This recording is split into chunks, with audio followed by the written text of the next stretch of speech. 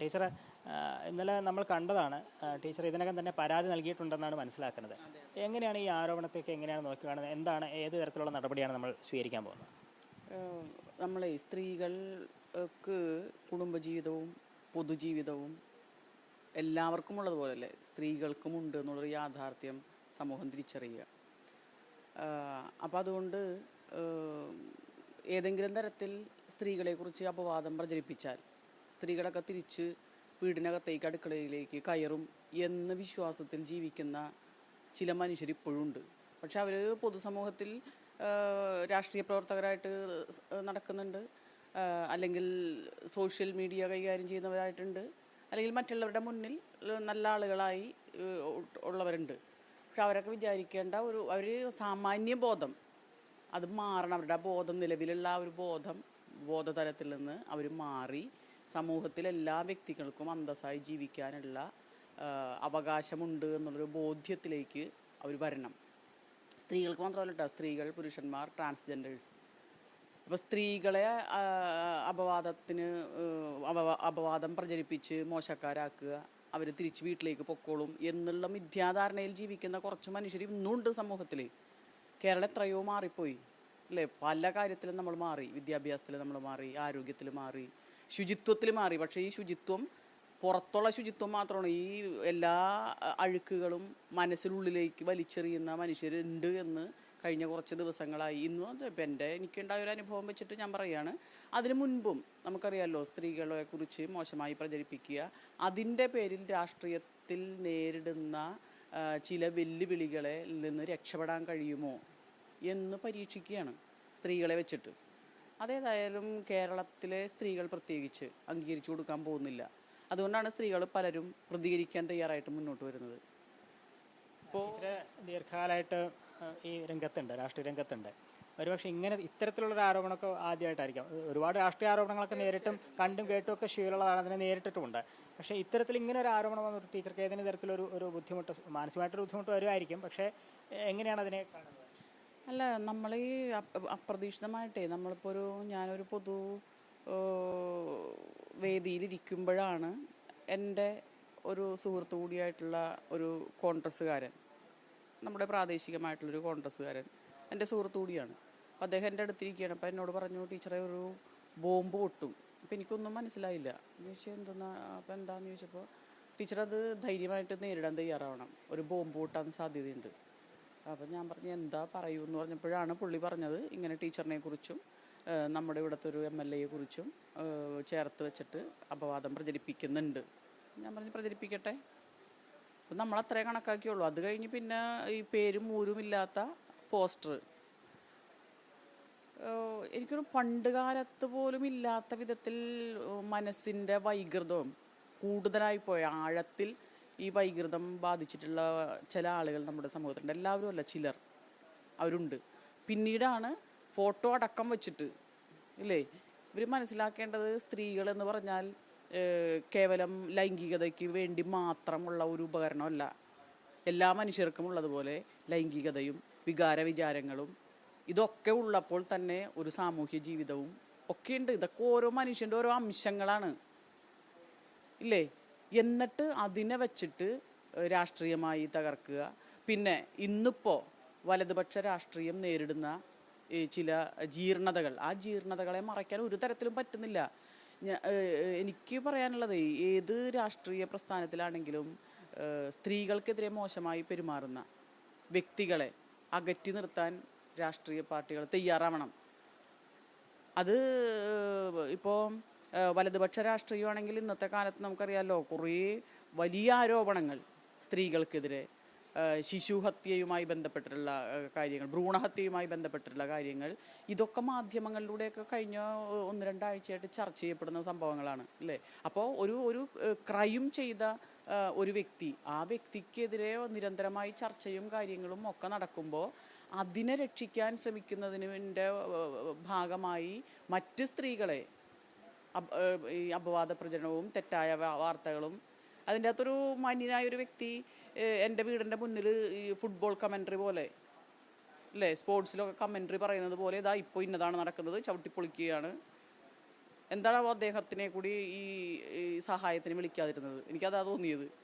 ഈ പുള്ളി ആളുകളൊക്കെ ചവിട്ടിപ്പൊളിക്കുകയാണെങ്കിൽ അങ്ങ് ആ ചവിട്ടിപ്പൊളിക്കുന്ന രംഗം ഒന്ന് ഇങ്ങോർക്കൊന്ന് കാണിക്കാമായിരുന്നല്ലോ. എന്താ പറയുക, അല്ല ഇങ്ങനെ ഏറ്റവും തരംതാണ രീതിയിലേ അല്പസമയത്തേക്കെങ്കിലും മനുഷ്യൻ്റെ ബോധ നിലവാരത്തെ ഒന്ന് പിടിച്ച് അവർക്ക് പറ്റുന്ന വിധത്തിൽ പിടിച്ച് കൊണ്ടുപോകാൻ കഴിയും എന്നുള്ളൊരു ധാരണയിലാണ് ഇവർ ചെയ്യുന്നത്. ഒരു നിമിഷമെങ്കിലും നമ്മളിതിപ്പോൾ പെട്ടെന്ന് കേൾക്കുമ്പോൾ ഷൈൻ ടീച്ചറോ പറവൂരോ എന്നൊക്കെ കേൾക്കുമ്പോൾ ആളുകൾക്കൊരു പെട്ടെന്നൊരു സഡൻ ഷോക്ക് ഉണ്ടാവുമല്ലോ, മെൻ്റലി ഒരു ഷോക്ക് ഉണ്ടാവും. ആ ഷോക്ക് ഉണ്ടാക്കുക, അതിൻ്റെ ഭാഗമായി ചർച്ച നടത്തുക. അപ്പോൾ കുറേ ചർച്ചകൾ ഇങ്ങനെ പൊക്കോളും. യഥാർത്ഥ സംഭവത്തിൽ നിന്ന് രക്ഷപ്പെടാൻ സാധിക്കുമെന്നുള്ള മിഥ്യാധാരണയാണ്. ഒരിക്കലും സംഭവിക്കാൻ പോണില്ലല്ലോ. യാഥാർത്ഥ്യത്തെ മറയ്ക്കാൻ കഴിയില്ല, മിഥ്യയെ നമുക്ക് പൊളിക്കാനും പറ്റും. എനിക്ക് അത്രേ പറയാനുള്ളൂ. ടീച്ചർ തന്നെ പറഞ്ഞ കൂട്ടത്തിൽ സൂചിപ്പിച്ചു, ഒരു കോൺഗ്രസ് പ്രവർത്തകൻ എന്നോട് ഇങ്ങനെ പറഞ്ഞു, ഇങ്ങനെ ഒരു ബോംബ് വരുന്നുണ്ടെന്നൊക്കെ. അപ്പോൾ ഇത് തീർത്തും ഒരു ആസൂത്രിതമായിട്ട് തന്നെയാണ് കാണുന്നത്. തീർച്ചയായിട്ടും. ഇപ്പോൾ ഹൂ കെയേഴ്സ് എന്ന് പറഞ്ഞതുപോലെ ഒരു ബോംബ് എന്നും നമ്മൾ കേട്ടിട്ടുണ്ട് മാധ്യമത്തിലൂടെ, അല്ലേ? ഒരു ബോംബ് വരും. അപ്പോൾ എനിക്ക് ഇദ്ദേഹം പറഞ്ഞപ്പോൾ എനിക്ക് അന്നേരം അത് കണക്റ്റ് ആയില്ല. പക്ഷെ ഇപ്പം ഞാൻ വിചാരിക്കുന്നുണ്ട്, ഒരു ബോംബ് വരും എന്ന് പറഞ്ഞപ്പോൾ അത് വളരെ ക്രിയേറ്റഡ് ആണല്ലോ. യാഥാർത്ഥ്യവുമായി ഒരു പുലബന്ധം പോലും ഇല്ലാത്ത ഒരു കാര്യം ക്രിയേറ്റഡ് അല്ലാതെ പിന്നെ എങ്ങനെയാണ് ഉണ്ടാകുന്നത്? അത് ഇവിടുത്തെ സോഷ്യൽ മീഡിയ ഹാൻഡിലുകൾ, പ്രത്യേകിച്ച് വലതുപക്ഷ സോഷ്യൽ മീഡിയ ഹാൻഡിലുകളൊക്കെ തന്നെ ഫേക്ക് ഐ ഡിയിൽ, ഇപ്പോൾ ബഹുമാന്യനായ പ്രതിപക്ഷ നേതാവ് അടക്കം ഇപ്പോൾ കരയുന്നുണ്ടല്ലോ. അദ്ദേഹം പറയുന്നുണ്ടല്ലോ ഇതൊക്കെ ഫേക്ക് ഐ ഡികളാണ്. അദ്ദേഹത്തിനെതിരെ വന്നപ്പോൾ ഇതൊക്കെ ഫേക്ക് ഐ ഡിയിലാണ്, ഇതെങ്ങനെയാണ് ഉണ്ടാക്കുന്നത് എനിക്കെന്ന് അറിയാം എന്ന് അദ്ദേഹം പോലും പറഞ്ഞല്ലോ.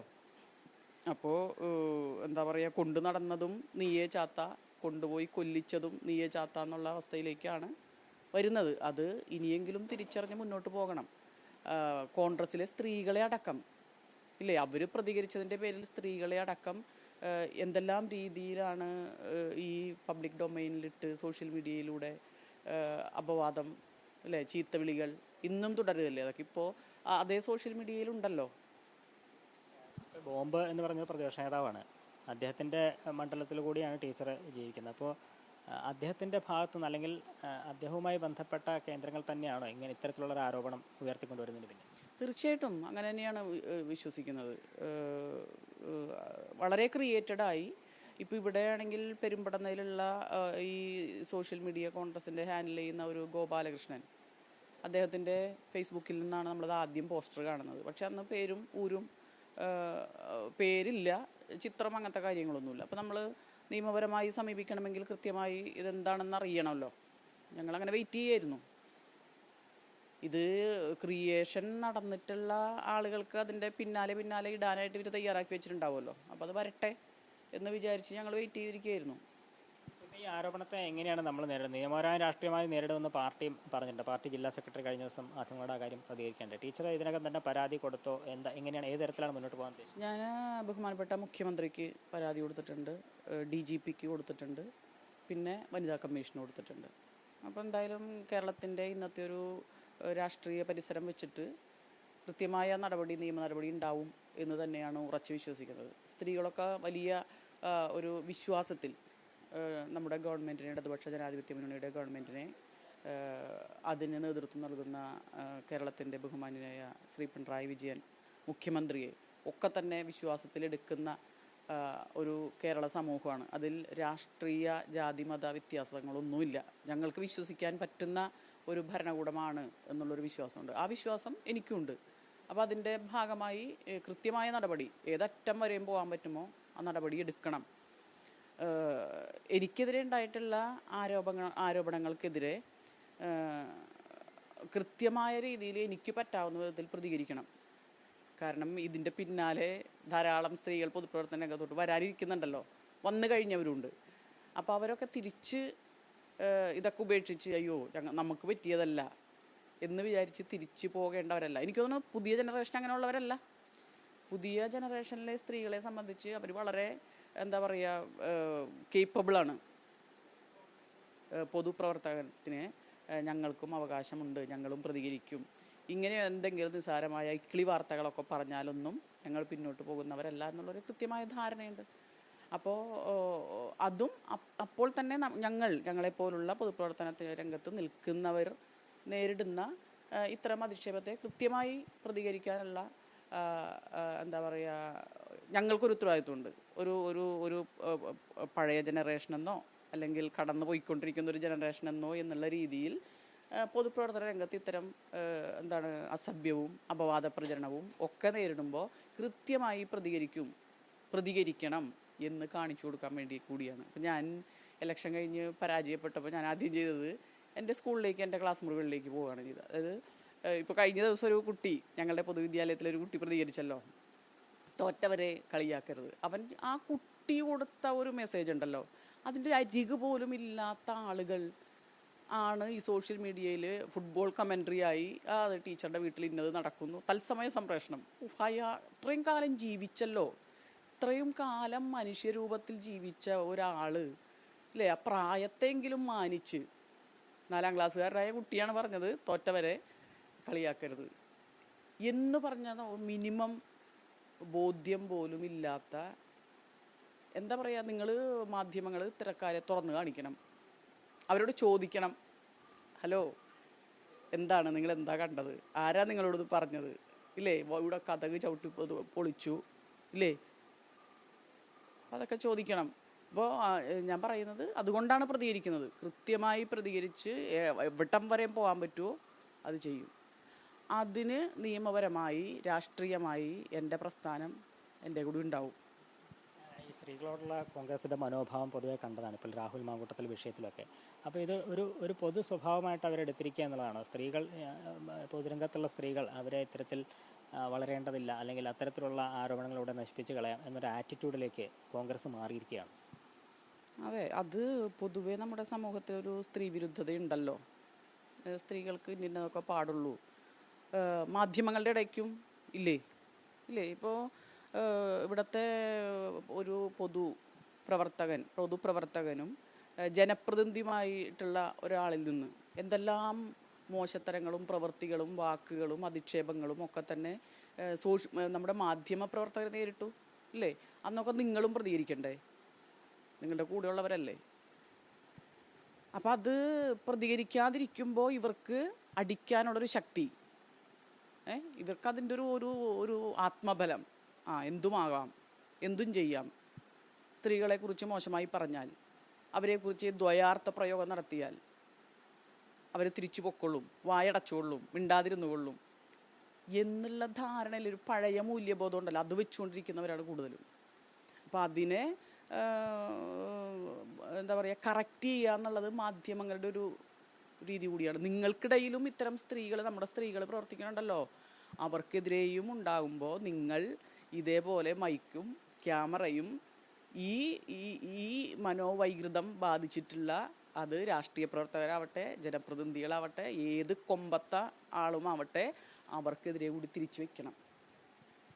ടീച്ചർ ഈ രംഗത്തുള്ള ആളായതുകൊണ്ട്, പൊതുരംഗത്ത് ദീർഘകാലം പ്രവർത്തനങ്ങളായതുകൊണ്ട് ഇത്തരം ആരോപണങ്ങളൊന്നും ഒരു പക്ഷേ പ്രശ്നമല്ലായിരിക്കാം. പക്ഷേ ടീച്ചറുടെ കുടുംബമുണ്ട്, അവർക്ക് ഈ ആരോപണം അവരെ വല്ലാതെ ആഘാതം ഉണ്ടാക്കിയോ, അതോ എങ്ങനെയാണ് അവരുടെ ഒരു ടീച്ചറോടുള്ള പൂർണ്ണ പിന്തുണ എങ്ങനെയാണ്? അത് സ്വാഭാവികമായിട്ടും ഈ ഒരു സോഷ്യൽ മീഡിയയിൽ ഇങ്ങനെ വ്യാപകമായി ചിത്രവും അതുപോലെ തന്നെ ഈ കമൻറ്റും ഒക്കെ കണ്ടു, അതൊക്കെ എത്ര മോശമായിട്ടാണ്. ഞാൻ ശരിക്കും പറഞ്ഞാൽ വേറെ ഇതൊന്നും പോരാ സംസാരിക്കാൻ.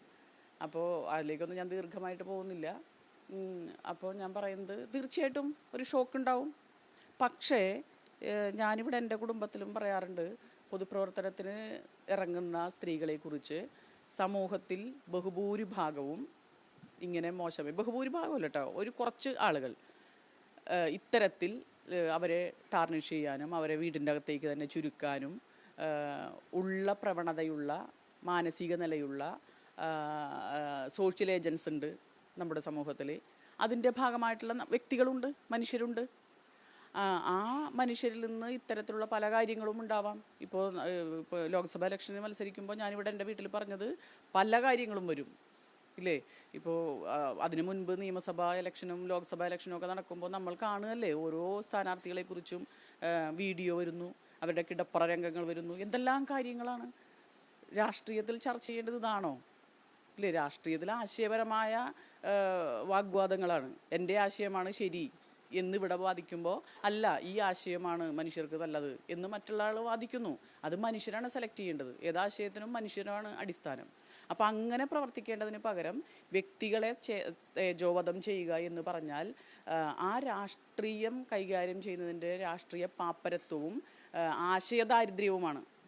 ഒരു ഐഡിയോളജിയുടെ അടിസ്ഥാനത്തിലല്ല അത്തരം രാഷ്ട്രീയം പ്രവർത്തിക്കുന്നത്. കൃത്യമായൊരു ഐഡിയോളജി ഉണ്ടെങ്കിൽ ആ ഐഡിയോളജി പറയുക. അപ്പോൾ അതുകൊണ്ട് തന്നെ ഞാൻ എൻ്റെ വീട്ടിലും ഇപ്പോൾ ഞാൻ പെട്ടെന്ന് പൊട്ടിമുളച്ച ആളല്ലല്ലോ. എൻ്റെ കൂടെ ജീവിക്കുകയും ഞാൻ എൻ്റെ ജീവിത പങ്കാളിയായി തിരഞ്ഞെടുക്കുകയും മക്കളുണ്ടാവുകയും ഒക്കെ ചെയ്യുമ്പോഴും ഈ സോഷ്യലി ഇൻട്രാക്ഷൻ പോലെ തന്നെ എൻ്റെ കുടുംബത്തിലും ഇൻട്രാക്ഷൻ ഉണ്ടല്ലോ.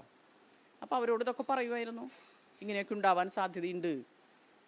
അതുകൊണ്ട് വിജിലൻ്റ് ആയിട്ടിരിക്കുക. അതൊക്കെ അതേ അർത്ഥത്തിൽ പുച്ഛിച്ച് തള്ളുക, അതൊക്കെ അവർക്കറിയാം. പക്ഷെ എന്നാലും ഇതേപോലെ വ്യാപകമായി പ്രചരിച്ചു കഴിയുമ്പോൾ സ്വാഭാവികമായി മനുഷ്യ സഹജമായി ഉണ്ടാകുന്ന ഒരു ഷോക്ക് ഉണ്ടല്ലോ, അതുണ്ടായിട്ടുണ്ട്. അപ്പോൾ ഇനി ശക്തമായ നിയമപോരാട്ടം തുടരുക അല്ലേ? തീർച്ചയായിട്ടും.